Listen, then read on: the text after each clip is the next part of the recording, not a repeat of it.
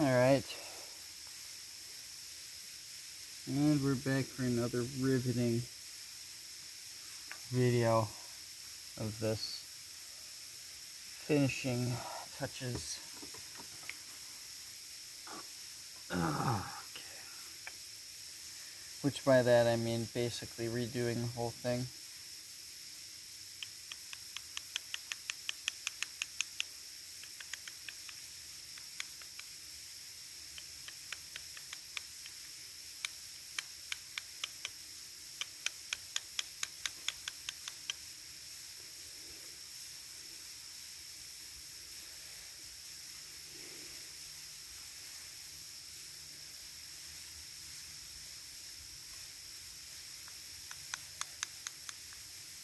You can feel the breeze carrying the humidity away. Feels nice.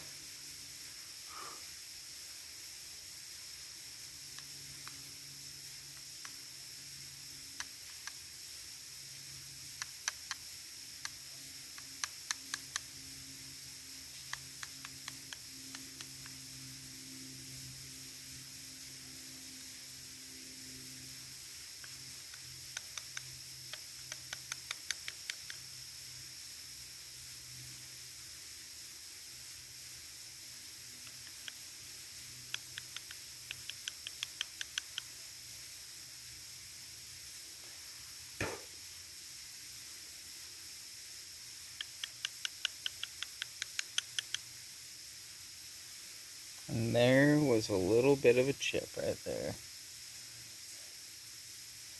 So that won't contrast as well. Nothing you can do about it though. That's part of the fun, that's part of the pain in the ass part of it. And this rickety stool.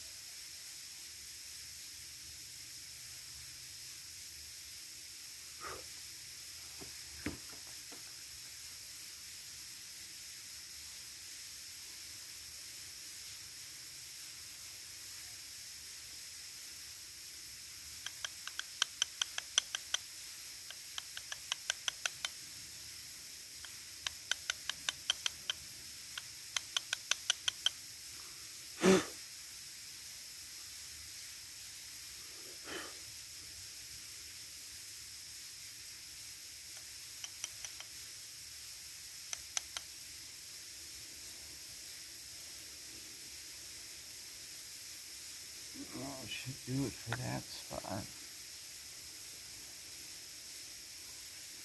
Okay, let's see here. Alright, I forgot about that part. Now we'll head over to that first row. How's it looking? Okay. Cool.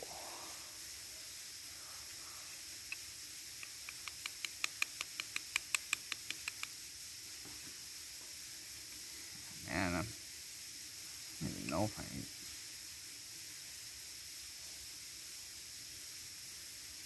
I don't have the tool up here with me, but I can probably just even scrape. Yeah, try a different tool and see if I can avoid having to actually hammer it.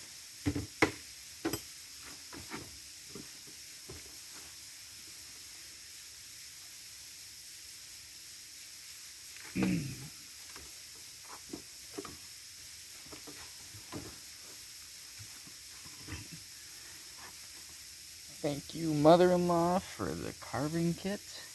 Yeah, well, and father-in-law. All these tools except for one, and the brush, are from a Christmas gift a couple years back. Oh, yes, I can scrape. Man, oh, man, I could probably do this for the whole thing. I wonder if I should go back and try this. This would be really quick, too. Yeah. Let's see.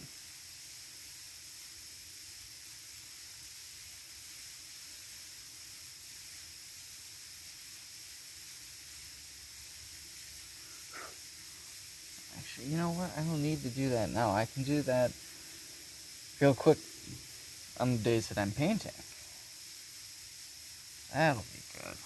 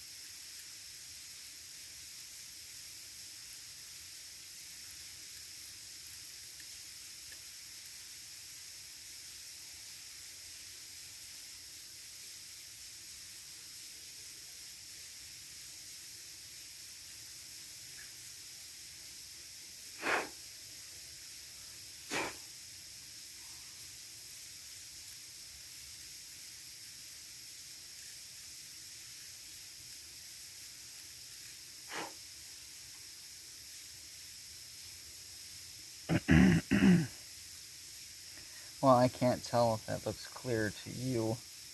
It definitely does to me. You see it again? So you can kind of see how some of these edges are kind of like white here. What you're not seeing right now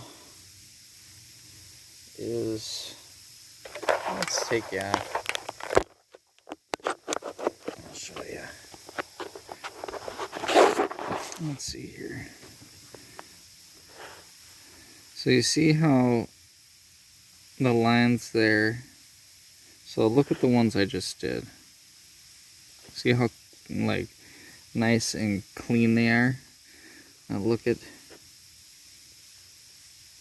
there we go, cleaner. And then that's what I'm cleaning up there. Some of that's from water and just calcification. and erosion in general.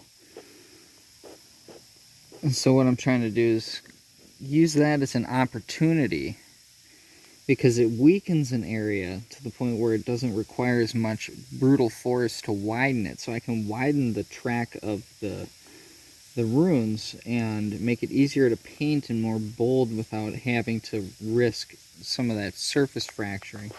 And since I have this off, I'll show you real quick. So, see this right here? That's kind of an example of what I'm talking about. It doesn't happen quite that easily, but when you're hammering into it, you even... So what I did to prepare this whole thing is I took a flat chisel and I scraped all of like that easily loose chipped stuff right there off, so I didn't have to worry about it fracturing as much. But even still, it can do that type of fracturing. So basically, this erosion makes it easier to scrape it away without risking that. And actually, as long as I'm not careless, I mean, you can pretty well perfectly avoid having any issues with it. And of course, I'll tell you something, I didn't know any of this going into it. This whole thing's been a learning process. It's been fun. And I'll definitely do more of them.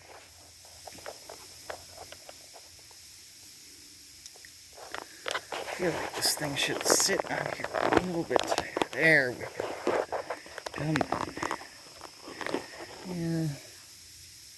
There we have it. Alright, so we'll continue on here.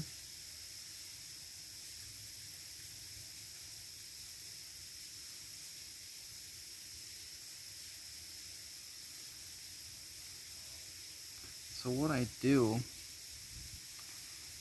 and this is the first time I've done it, but what I'm doing is I'm trying to get that white crusty stuff off and just sort of use these rough teeth on this tool here, because I think, so you can see those teeth that are kind of holding some of the debris there.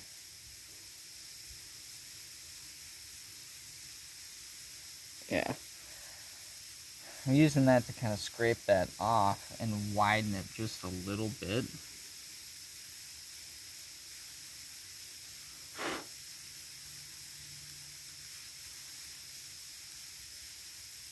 Did diaphragm work out from blowing all this stupid debris out of this.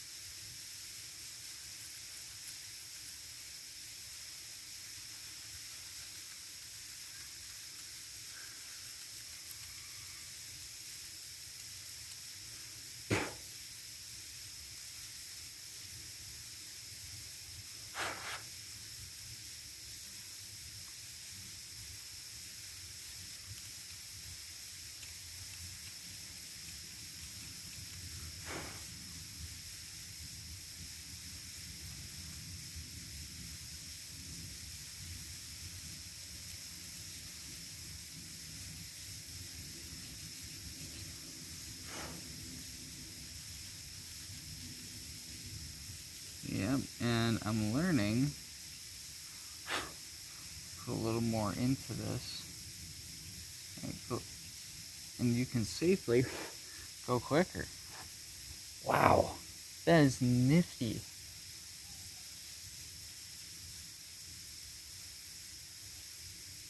Man, this is gonna make this take quite a bit less time, I think, than what I had originally intended. Nice. I'm gonna have to really take the paint shopping seriously. So over in Scandinavia, the runestones they find generally have weathered. I mean, most of them are at least 1,000 years old. I mean, there are some that are newer than that, but they're, 900 years old. So the paint is weathered off. And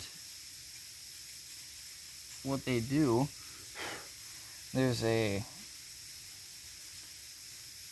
color, it's basically barn red. It's like Swedish barn red, and it's the typical barn red that we in America associate with barns.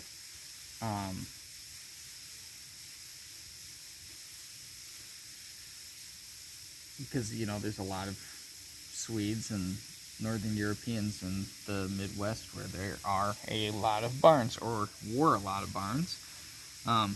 Anyways, over in Scandinavia, they use that color to paint the runestones in they find, so people can see the inscriptions easier, because those have also weathered a bit as well.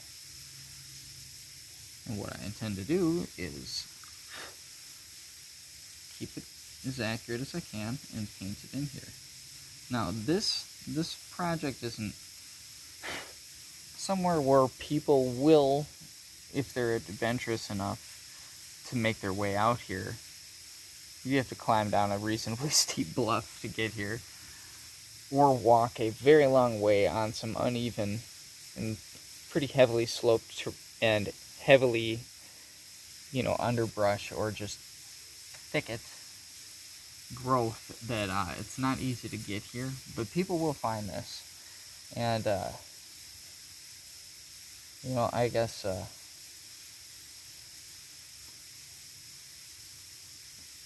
I'm not trying to fool anyone into thinking that this has been here for 1,000 years, or maybe less time, because Vikings made their way out here as they faded away in Europe, or they came out here, whatever. There's the Kensington Runestone in Minnesota, and I don't believe that the Norse made it this far inland. Although I'm willing to be proven wrong. I mean, we only know what we know or think we know right now. So, but I don't, I'm not trying to fool people into thinking that the Norse did this. This is clearly a recreation. I'm just having a good time. And like I said, if someone finds it and is interested in Nordic stuff, that'd be cool. Now, I am smelling a bonfire.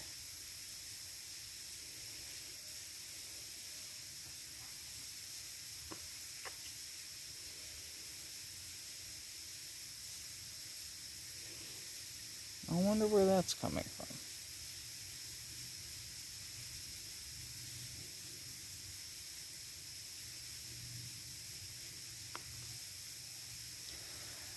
Whatever.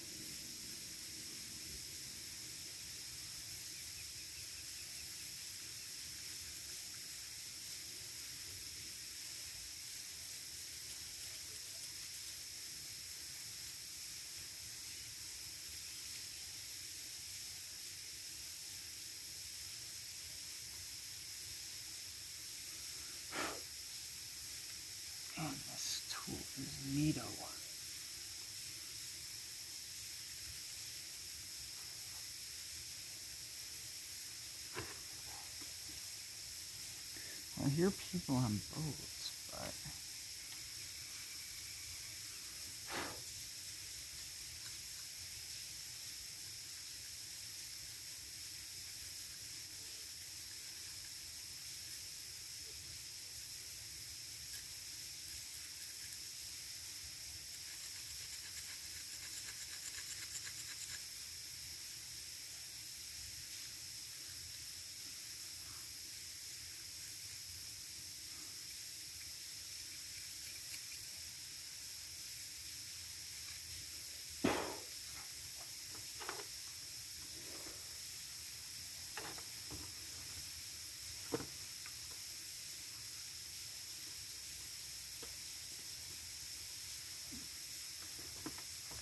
yes, the sun is coming out now.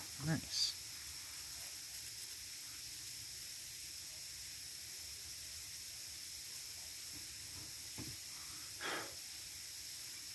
Huh. Makes me want to go back and clear a little bit more. And I can see a little easier.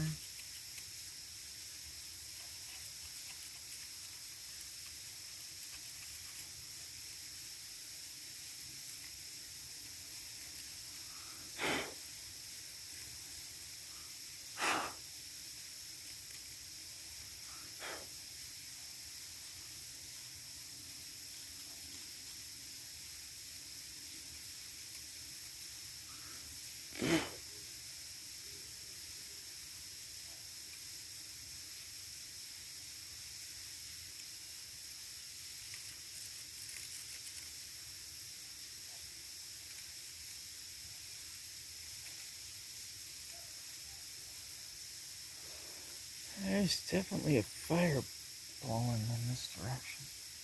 There's the smell of it, the smoke from a fire.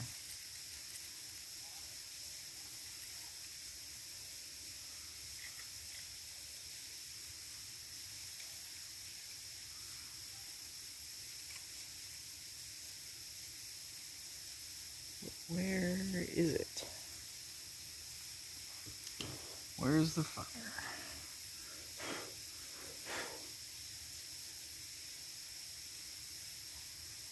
I'd be a little more concerned about that if it didn't rain last night. I don't think we're supposed to be burning anything outside right now. And while I'm generally, or in the past, have been someone not to follow those rules, and be extremely careful because I'm right by the water and in dirt or in sand. But I would not be risking it right now with how dry it's been. I'm having droughts and wildfires continent-wide, the United States and Canada. It's been hell on my goddamn breathing. Allergy-induced asthma. Oh God, my asthma.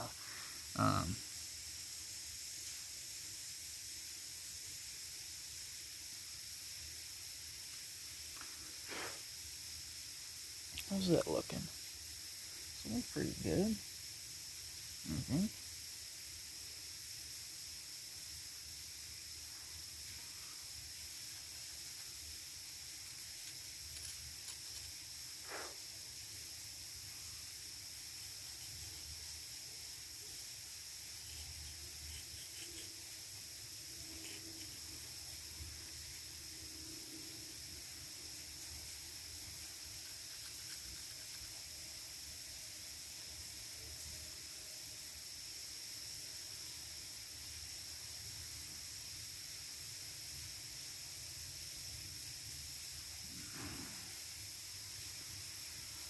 Oh, man.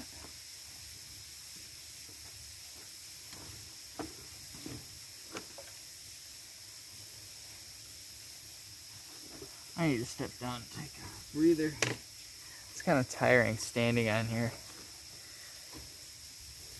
Oh.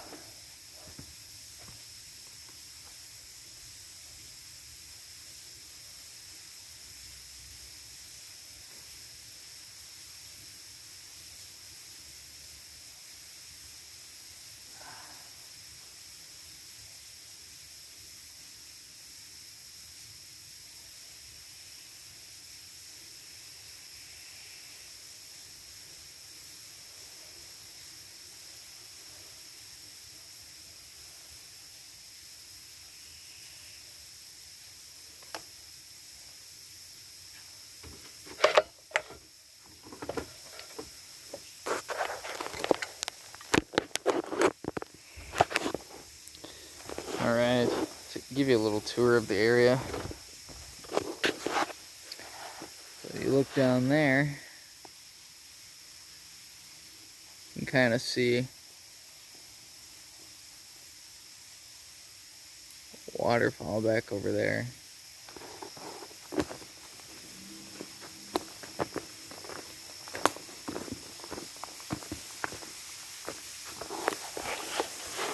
I'll flip my camera around for a minute here.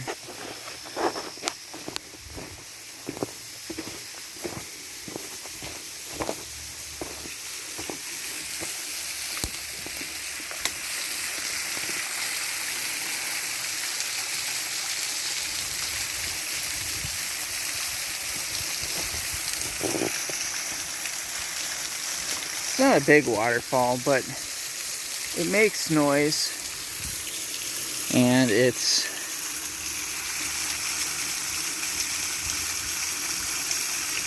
calming out here. So the deal is, that's man-made. Now, what I mean by man-made is that this area here is at the foot of a bluff. This bluff is not man-made, but there used to be a railroad bridge that came across this river here back in the late 1800s. And the footing of it is right there. Now, when they put that in, I'm not sure if that created the waterfall or not, but the water flows along where the railroad track used to be. And it comes out, you know, maybe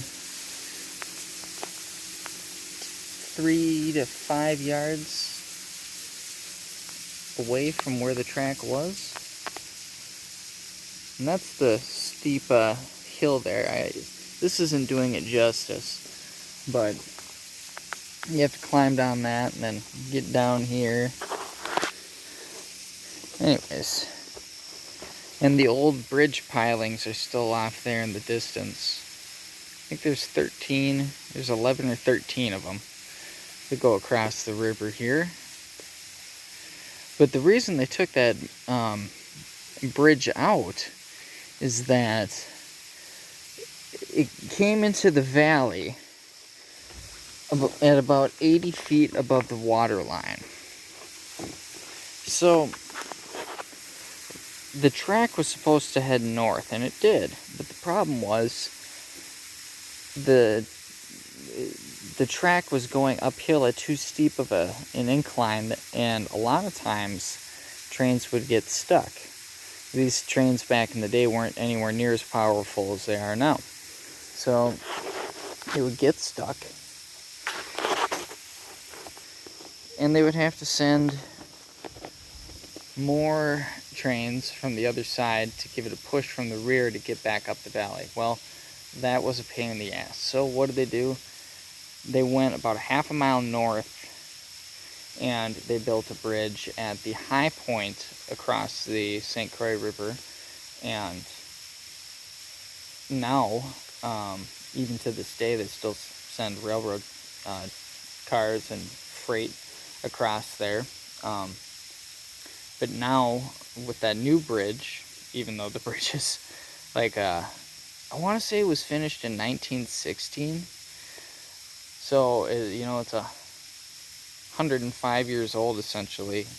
105, or either that or it was 1911. I can't remember which. And there was only a few years when both trains were in operation. But it crossed up there at 180 feet. So it's 100 feet higher up in elevation.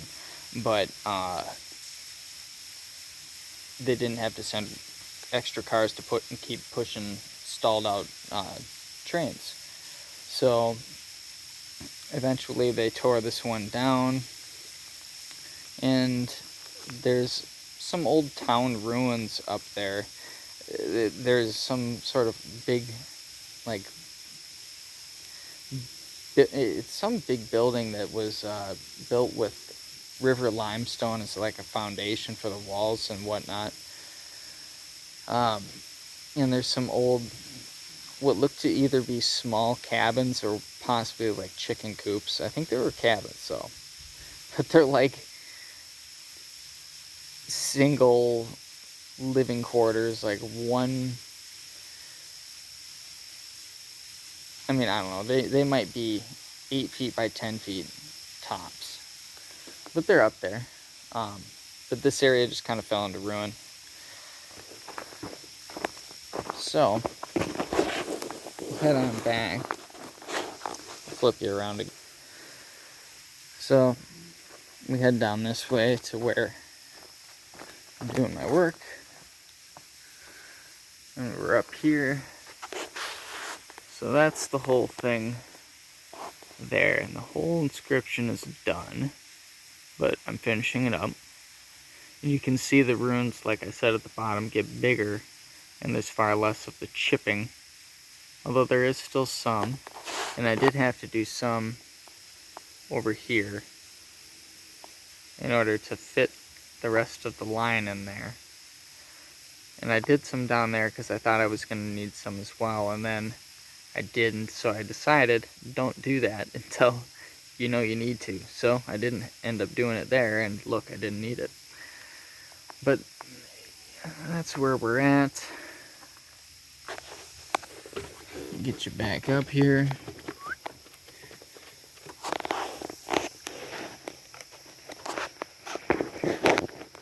And at some point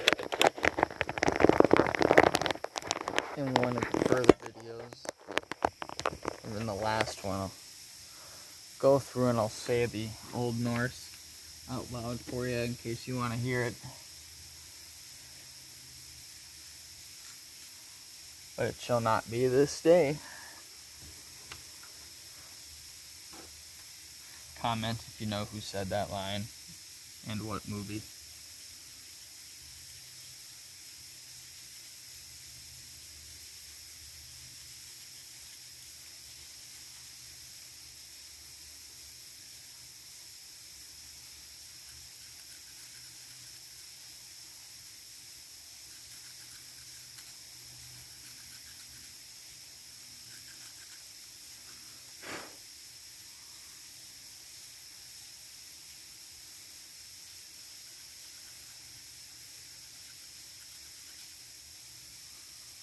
Man, that works nicely. It's doing exactly what I was hoping it would. Sometimes you just luck out.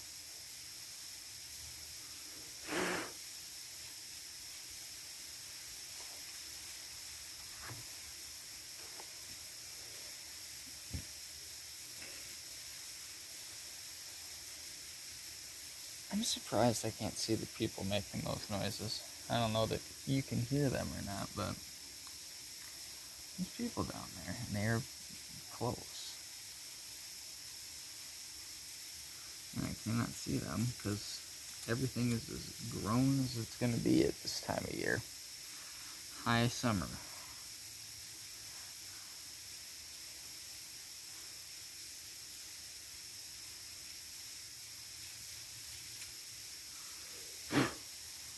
Whoa.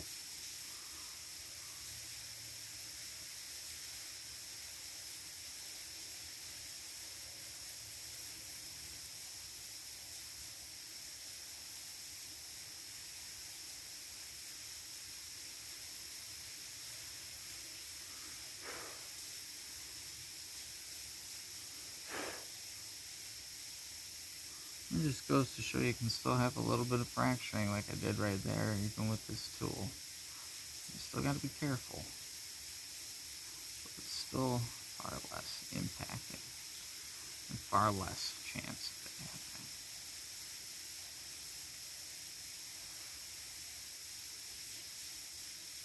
What the hell was that?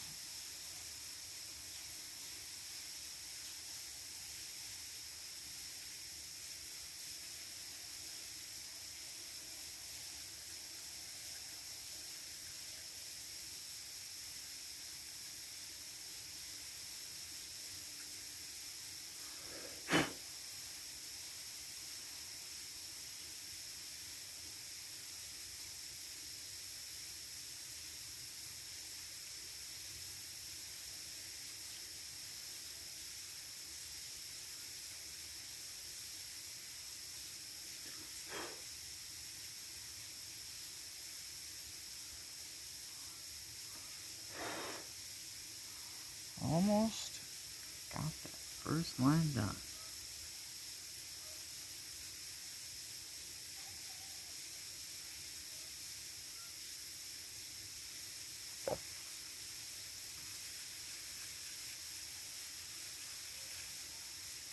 I'm gonna stop reacting to the random noises I'm hearing out here.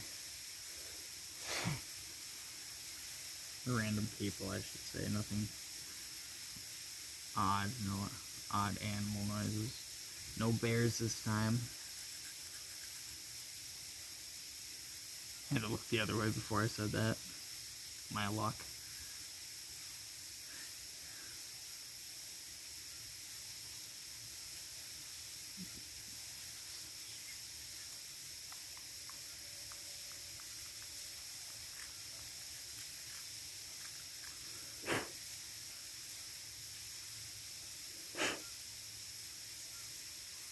There it is.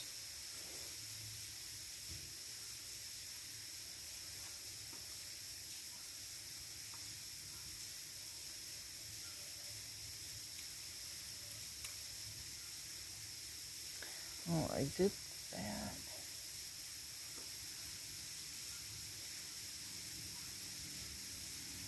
I'll tell you what. There's a little bit on this urus. Or ur. Because I want to eat them. And with that, I'm going to use this very pointy, freshly, well, brand new, I should say, sharpened tool. I need to resharpen my chisels. They are dull. This one isn't, but the others are.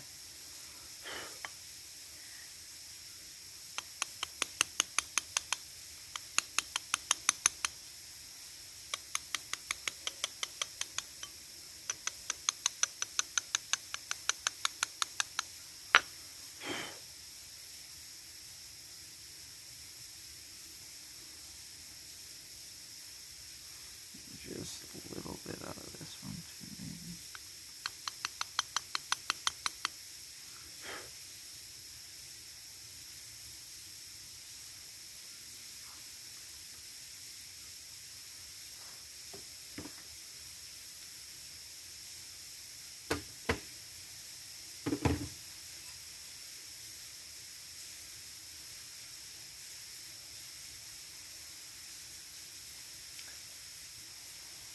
Alrighty. Suppose we'll get into the next line.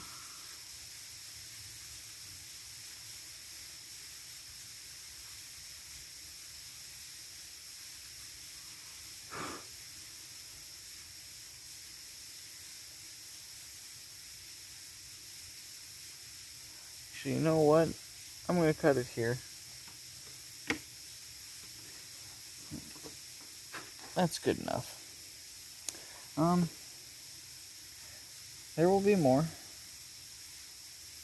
Especially when I get painting, but I'm not sure when that'll be. But there's 2 videos today for the 1 or 2 of you that are interested. Yeah. Thanks for tuning in.